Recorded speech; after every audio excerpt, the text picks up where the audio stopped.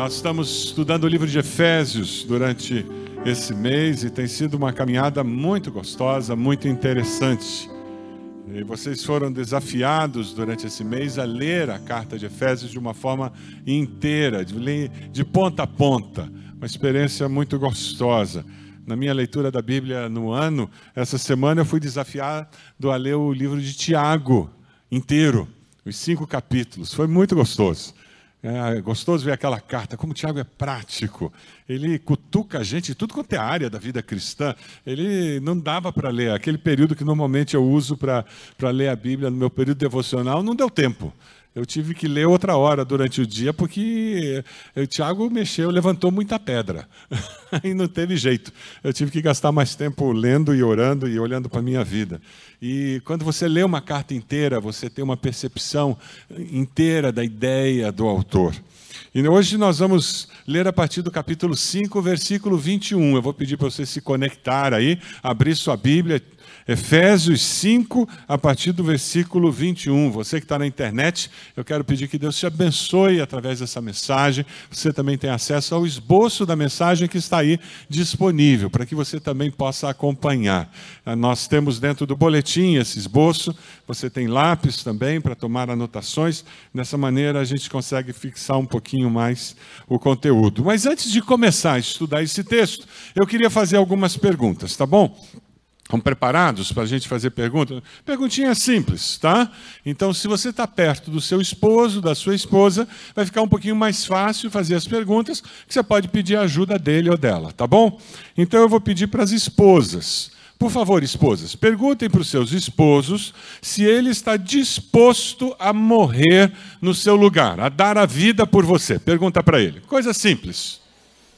Pergunte se seu esposo está disposto a morrer no seu lugar. Perguntinha simples.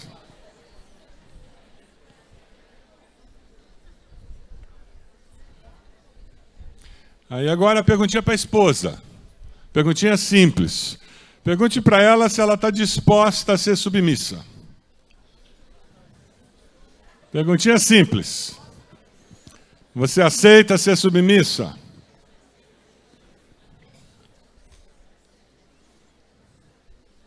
É o assunto de hoje, gente. Aí se tem um filho aí por perto, uma filha por perto, de repente os pais do pessoal do Barbaracá podem dar uma olhada aqui em cima. Filhos, vocês acham que é fácil obedecer? Não é fácil obedecer? Agora vocês têm que perguntar aos pais de vocês se é fácil criar filhos. Eles têm que perguntar se é fácil criar filho. É fácil criar filho? Interessante, né? A proposta de relacionamento interpessoal no lar, a proposta cristã da vida em família é uma impossibilidade. É uma impossibilidade humana. Se Deus não estiver no negócio, não funciona. Não funciona. É uma proposta impossível se for só seres humanos tentando fazer acontecer. Quem teve a ideia da família foi Deus. Deus bolou a família. Ele bolou a estratégia para a família funcionar, colocou nas Escrituras os princípios que, segundo ele, farão com que a família funcione harmonicamente, de uma maneira bem-sucedida. A dificuldade é que, ao invés do homem, da mulher, buscarem o Espírito Santo de Deus para capacitá-los a viver esses princípios, eles tentam viver por conta própria. Aí a coisa vai para o brejo. Não dá certo.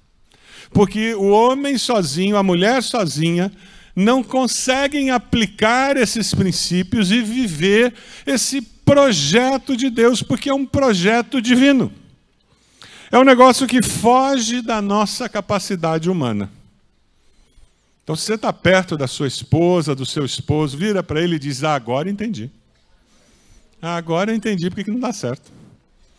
Entendeu por que é difícil obedecer aos pais? É só com Jesus para conseguir obedecer. Agora, com ele dá para obedecer. Porque você obedece pela fé. Você cria filhos pela fé, sem irritá-los. Você convive com um ser tão esquisito e diferente quanto um homem pela fé. Você convive com uma serzinha tão diferente, esquisita como uma mulher pela fé. Nós somos diferentes demais. Mas quando a gente põe para rodar esse projeto de Deus, se transforma na experiência mais significativa que o ser humano pode viver, que se chama família. A coisa melhor que alguém pode viver na face da terra, que é viver em família. E que satisfaz os anseios mais profundos da alma humana, que é amar e ser amado na família. Tudo começa com o versículo 21. Agora, talvez você esteja vendo na sua Bíblia dizendo, pastor, mas o senhor se enganou, o 21 não está dentro da divisão de família, pastor. Então, deixa eu só dar uma palavra para você. Essas divisões que tem na Bíblia, tanto capítulos quanto versículos, como esses subtítulos, eles não são inspirados. A carta foi escrita como texto corrido. Você não escreve carta dividindo em capítulos. Você divide suas cartas em capítulos? E daí depois as frases você divide em versículos? Não.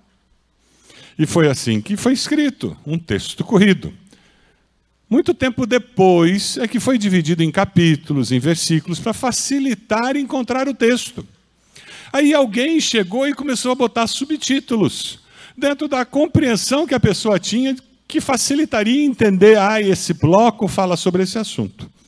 Mas o versículo 21, na realidade, no meu entendimento, ele deveria estar dentro do bloco de família. Porque ele, na realidade, é o princípio genérico que rege todo o bloco que trata da família. Vamos ler juntos o versículo 21? Vamos lá? Sujeitem-se uns aos outros por temor a Cristo. Vamos ler de novo? Sujeitem-se uns aos outros por temor a Cristo. O princípio básico dos relacionamentos interpessoais no lar é submissão mútua.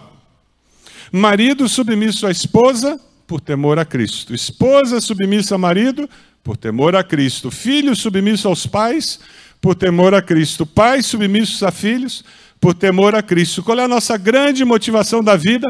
Temor a Cristo. Submissão mútua, porque nós temos alguém acima de nós. Nós buscamos um relacionamento de paz e harmonia e buscamos o melhor para o outro sempre, porque temos alguém acima de nós a quem prestaremos contas. Os princípios eternos que vêm depois sendo aplicados, eles começam aqui. O princípio eterno, na realidade, é submissão mútua.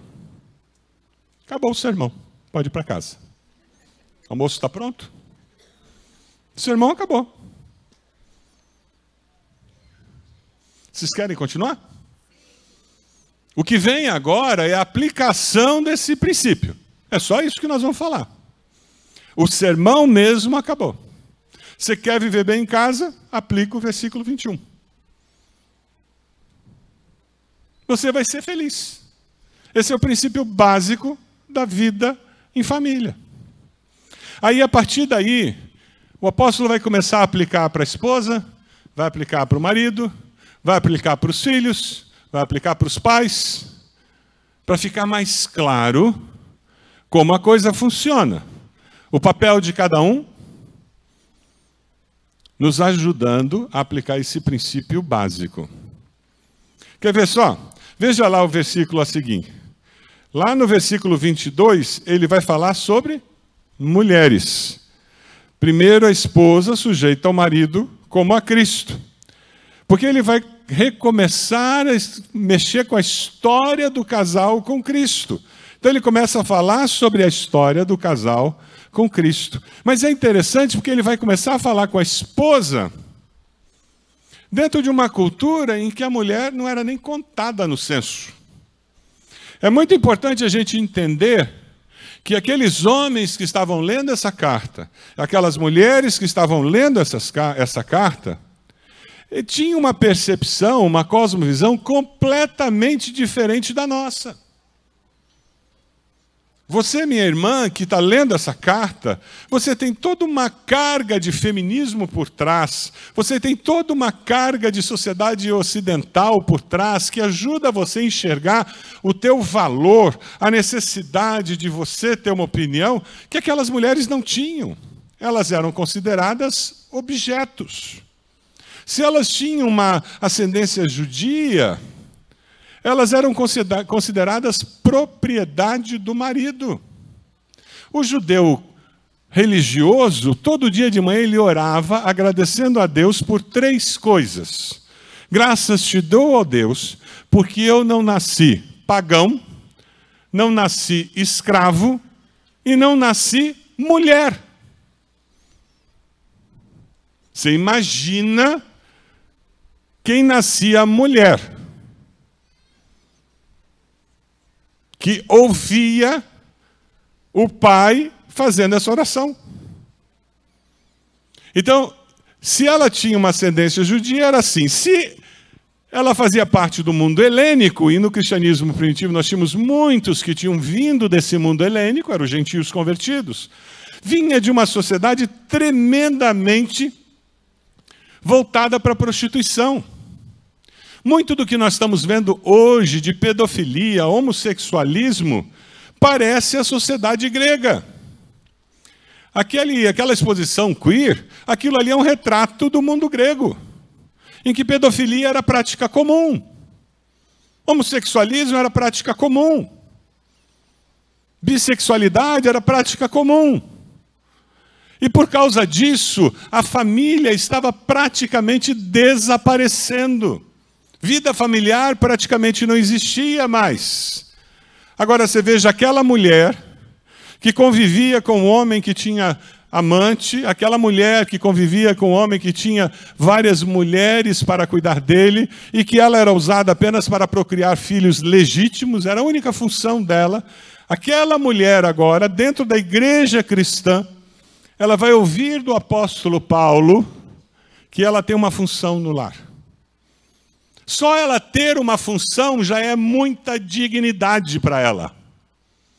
Ela está vindo no caminho oposto que você vem. Quando você lê mulher ser submissa, você está vendo um cerceamento de liberdade. Quando ela lia mulher ser submissa, ela está dizendo, eu tenho um papel na família, eu sou alguém. Percebe? Ela vem de um lado diferente da história. É interessante que o apóstolo diz, mulheres, sujeite-se cada uma a seu marido como ao Senhor. Sujeitar-se ao marido como? Ao Senhor. Pois o marido é o cabeça da mulher, como também Cristo é o cabeça da igreja. A comparação sempre é com Cristo, que é o cabeça da igreja, que é o seu corpo, do qual ele é o Salvador. Assim como a igreja está sujeita a Cristo, também as mulheres estejam em tudo sujeitas a seus maridos. O conceito básico que o apóstolo está tentando passar para essas mulheres é: você tem um papel na vida do seu esposo. Você não é ninguém. Entenda que existe uma razão dada por Deus para você estar na vida do seu esposo. E se nós vamos lá em Gênesis 2:18, nós encontramos isso. O Senhor Deus declarou, não é bom que o homem esteja só, farei para ele o quê? Alguém que o auxilie e lhe corresponda. A importância da mulher entender que Deus coloca ao lado do homem uma mulher para ser o apoio que ele precisa. Alguém disse com um pouco de ironia que Deus criou o homem, olhou, deu uma pensada e disse: eu acho que eu faço melhor. E fez a mulher. É por isso que ele não acha meia. E as mulheres estão sorrindo. É triste. Mas eles não acham. E aquele pote na geladeira? Na sua casa é assim também? Eu tenho uma teoria lá em casa. Eu digo para Ed, ela esconde as coisas de mim, para se tornar necessária. Porque depois que eu gasto 10 minutos procurando, e eu convenço ela a procurar, ela não leva 10 segundos e diz: está aqui. Claro, ela tinha escondido, ela sabia onde estava. O homem precisa dessa auxiliadora, é existencial para ele. E quando ele encontra uma mulher que é esse apoio que ele precisa, ele começa a crescer como indivíduo, como homem, como profissional. E esse é o projeto de Deus. O que Deus está falando aqui é que a mulher, quando se sujeita à liderança do seu esposo, a mensagem que ela está dando para ele é: conte comigo porque eu sou sua aliada. Aquele ditado que diz que por trás de um grande homem tem uma grande mulher, na realidade deveria ser refeito dizendo que ao lado de um grande homem tem uma grande mulher.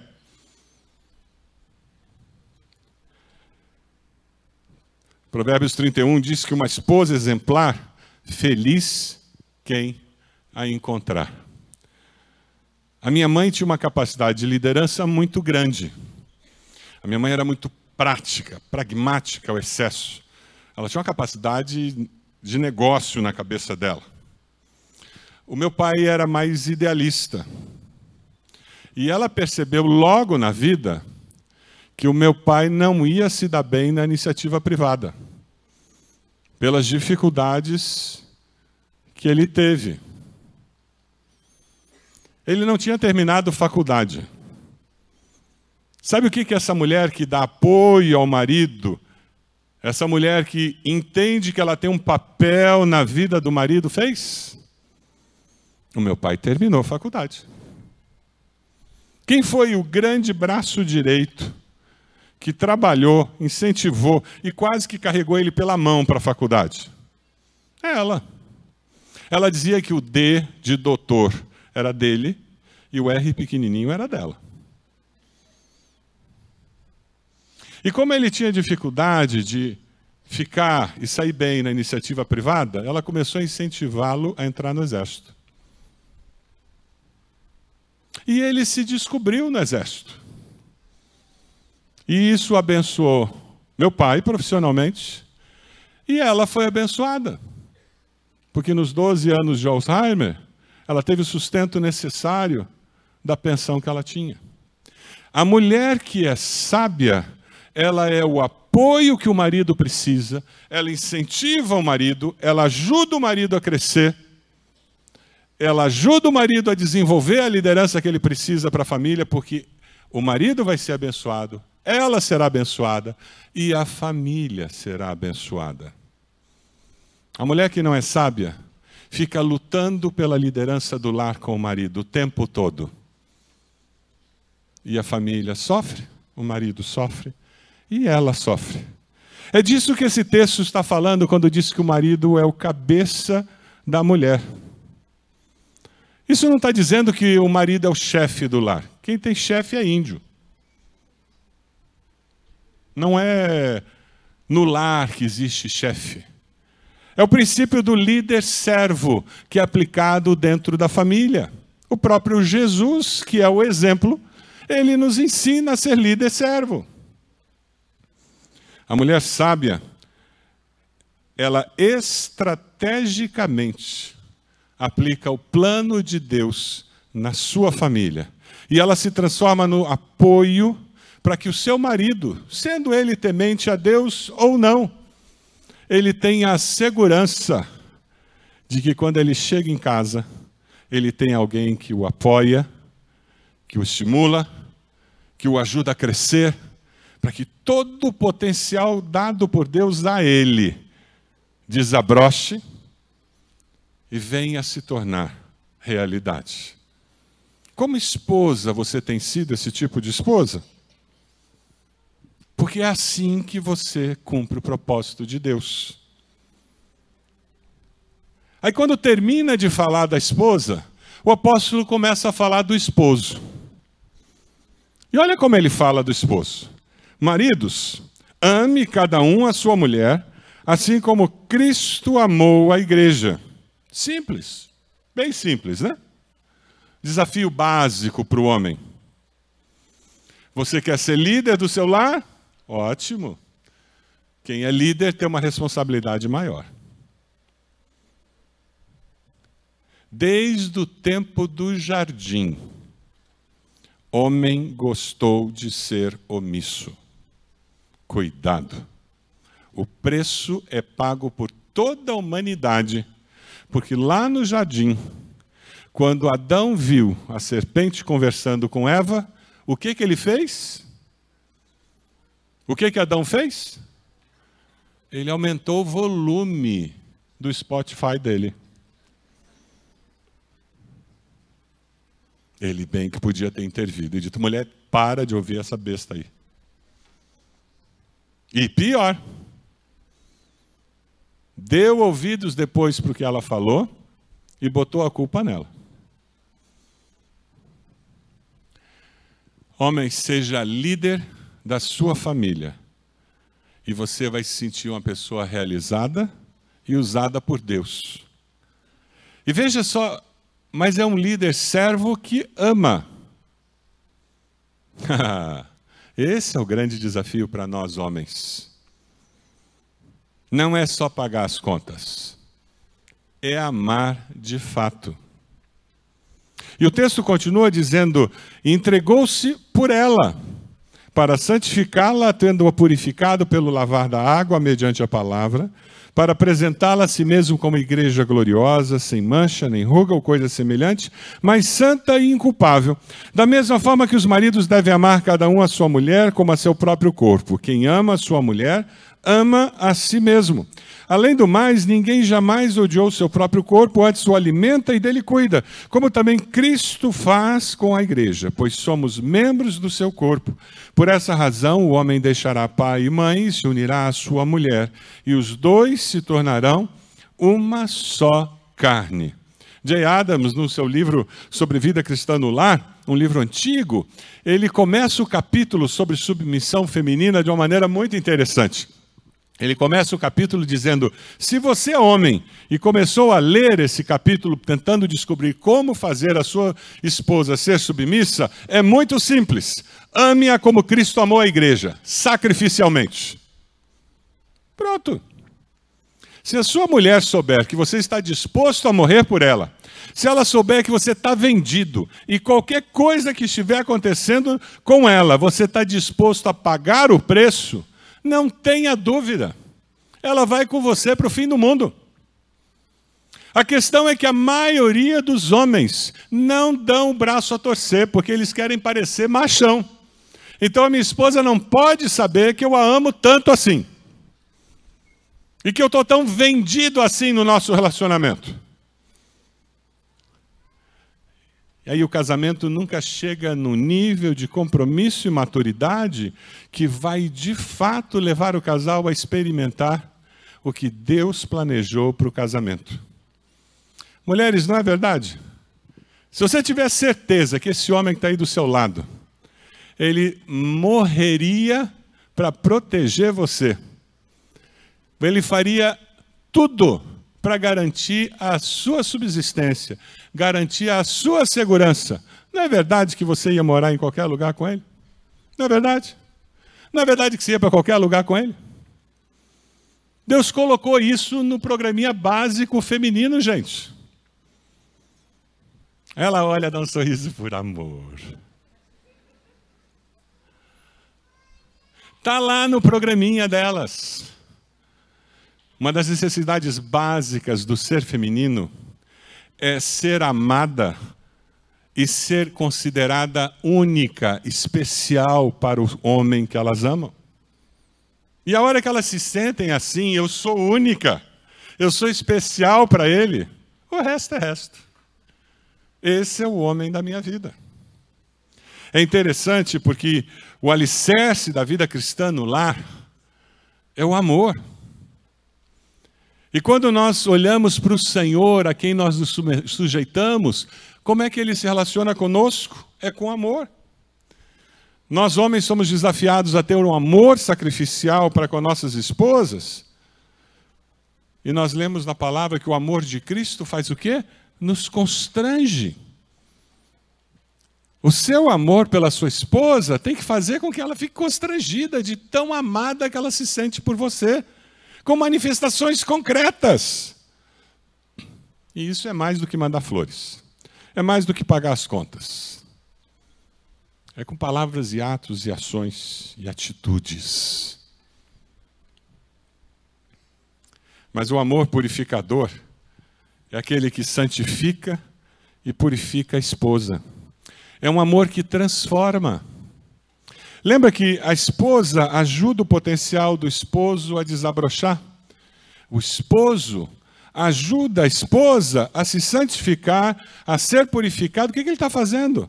Está ajudando a transformação proposta por Deus a acontecer na vida da esposa.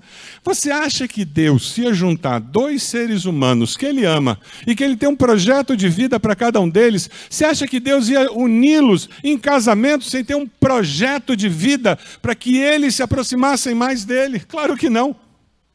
Você, como esposo, um dos grandes desafios que você tem na sua vida é ajudar a sua esposa a ser tudo aquilo que Deus planejou que ela deveria ser. O sonho que Deus colocou no coração dela é fazer uma faculdade, ajude-a. É fazer um curso, apoie a sua esposa. O sonho dela é uma viagem, qual é o sonho da sua esposa? Você sabe quais são os sonhos da sua esposa?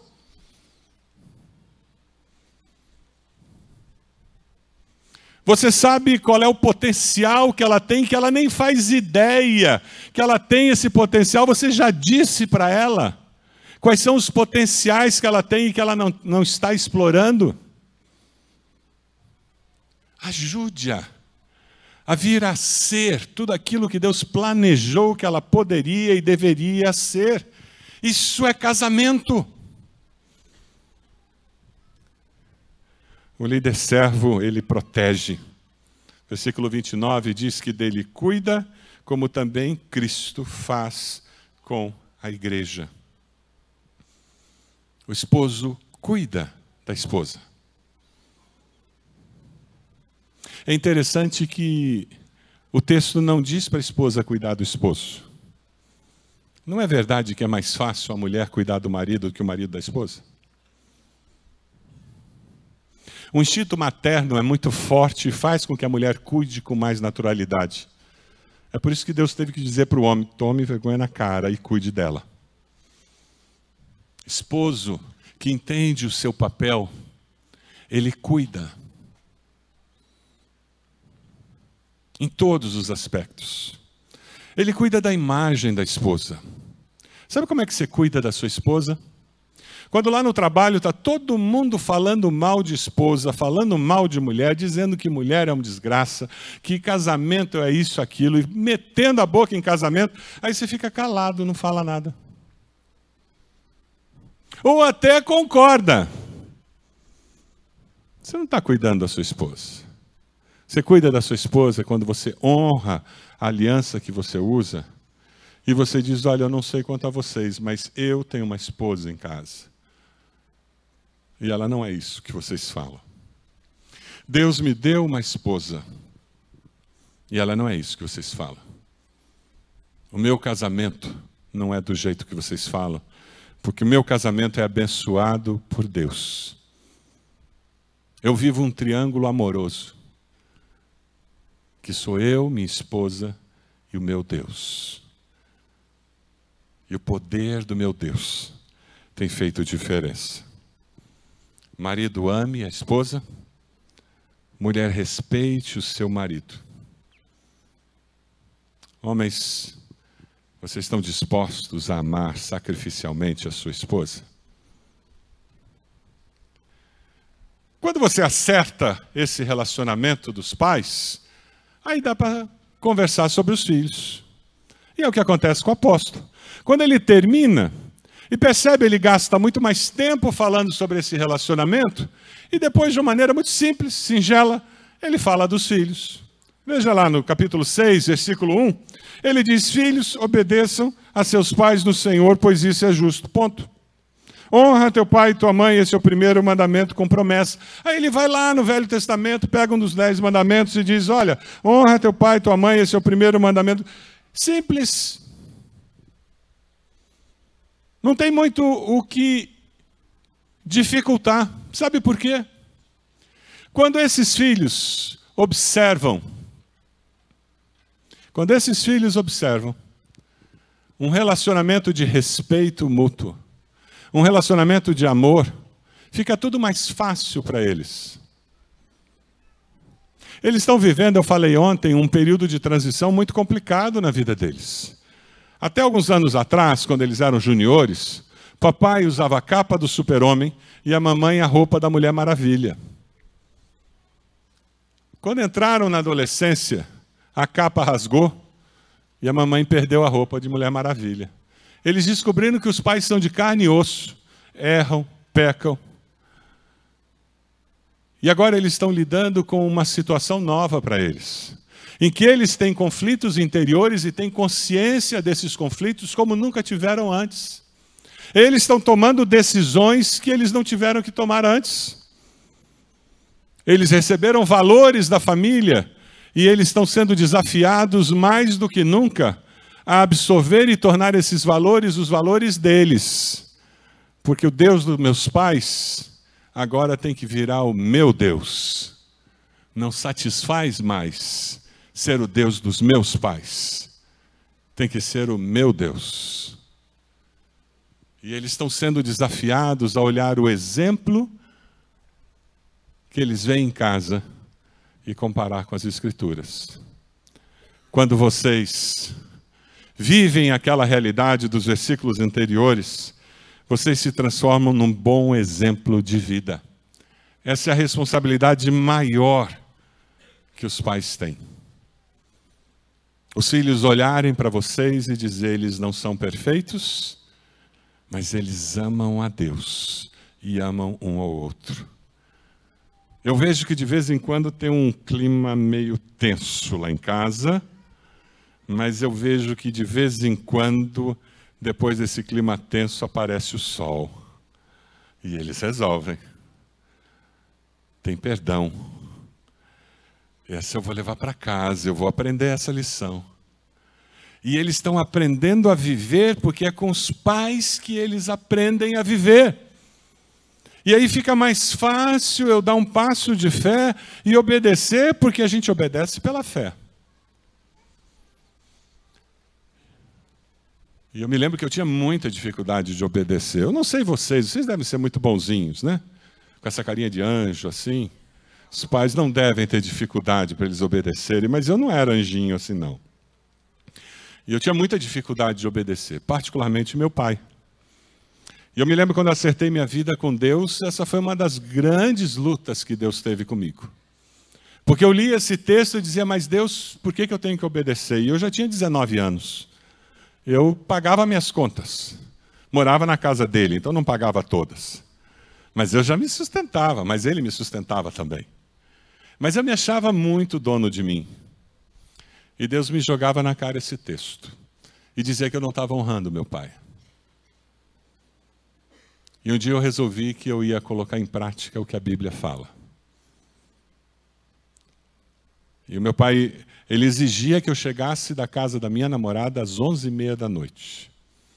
O pai da minha namorada não exigia isso. Ele dizia: enquanto vocês estiverem aqui em casa, não tem hora para sair. Mas ele dizia: é um absurdo, o que os vizinhos vão falar você saindo da casa dela depois das 11h30 da noite? Eu me lembro que eu sentei com ele, eu abri a Bíblia, petulante mesmo. Eu disse: a Bíblia diz que eu tenho que te obedecer, que eu tenho que honrar você, e eu vou fazer isso pela fé. O dia que você mudar de ideia, você me avisa que eu vou começar a chegar mais tarde. Mas a partir de hoje eu chego às 11h30 da noite. Para obedecer você e mostrar para você que eu quero honrar você. E eu comecei a chegar às 11h30 da noite. Eu fazia faculdade, trabalhava, mal dava tempo de ir lá na casa da Ede. Eu estava namorando a Ede. Ela morava no Champanhar e eu morava no Jardim Social. Mas tinha que sair 11h30. E durante meses isso aconteceu assim. Duas coisas que ficaram gravadas na minha mente. O fato de eu chegar 11h30 e ter mudado a atitude do meu coração, sabe o que fez? Pela primeira vez eu comecei a conversar com meu pai altos papos. Eu nunca tinha conversado com ele. Como eu chegava mais cedo, ele me chamava, então vem cá, já que você chegou, vem cá, ainda está cedo. Ele sempre dormiu tarde, lia muito. E ele começou a fazer perguntas sobre a Bíblia para mim, coisa que nunca tinha feito. Naquela época, meu pai ainda não era convertido. Foi naquela época que eu descobri que ele fazia estudo bíblico no trabalho, porque ele não queria que minha mãe soubesse que ele estava estudando a Bíblia.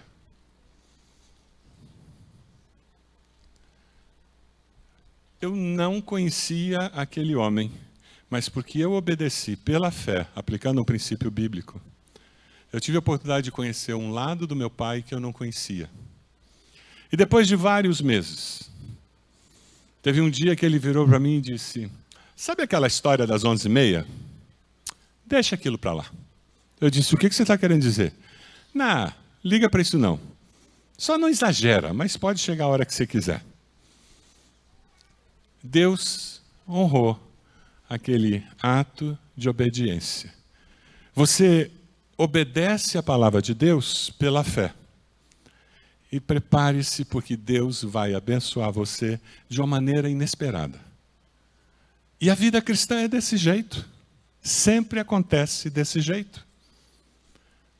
Deus sempre honra quando você, pela fé, obedece a algo que Ele ensina na palavra dEle. O versículo diz que para que te corra bem e tenhas longa vida sobre a terra. O texto fala de qualidade de vida e quantidade de vida. E termina com uma palavra de exortação para vocês que são pais. Para nós que somos pais.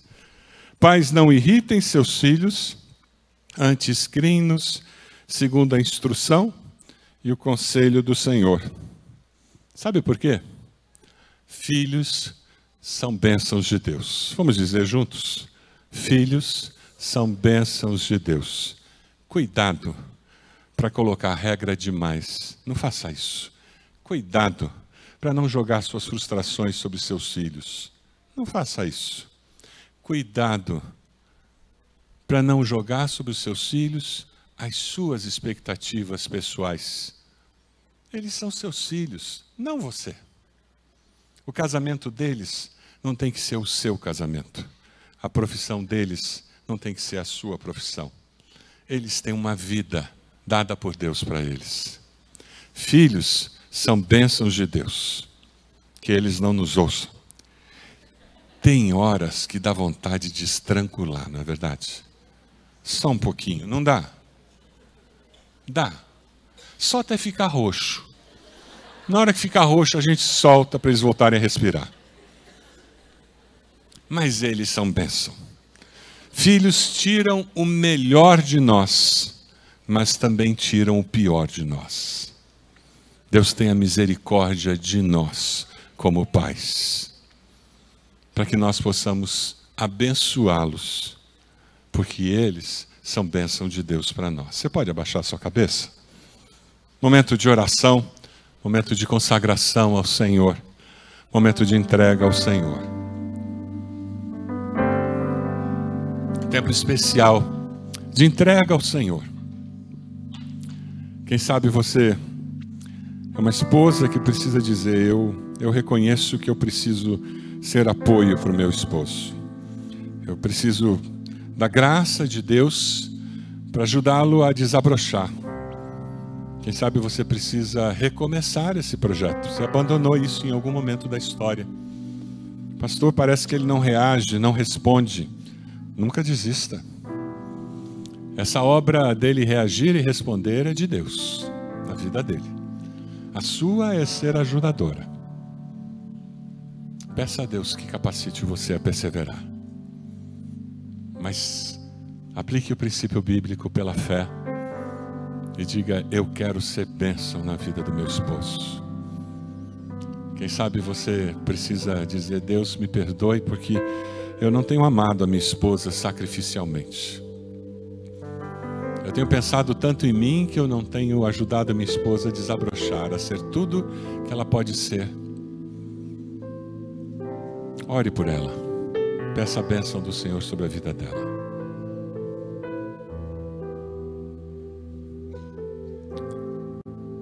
Quem sabe você precisa orar pelos seus pais, pedindo bênção do Senhor sobre eles, pedindo que pela fé você seja mais obediente, aceite a direção deles.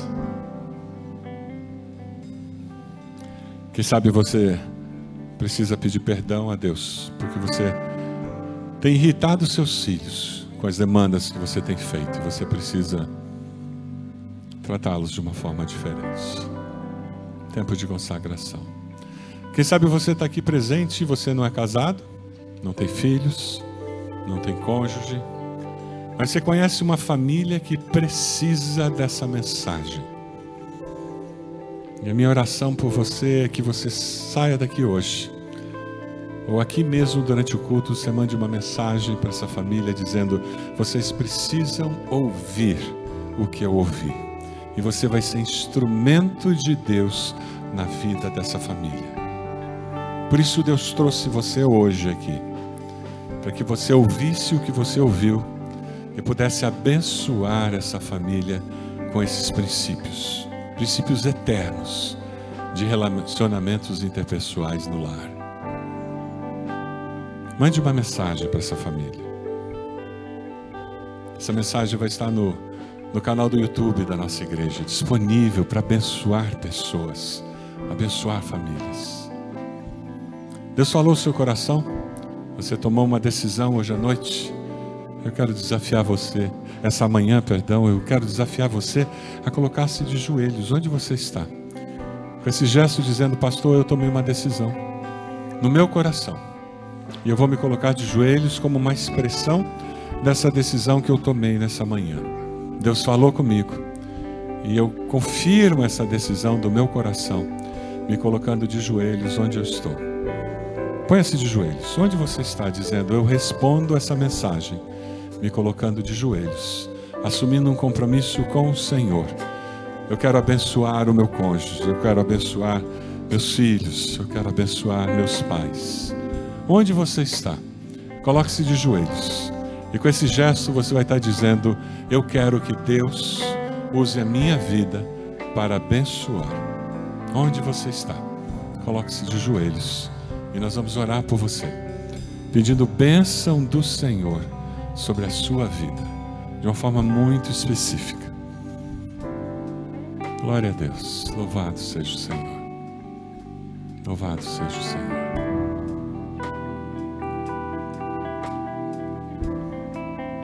Louvado seja.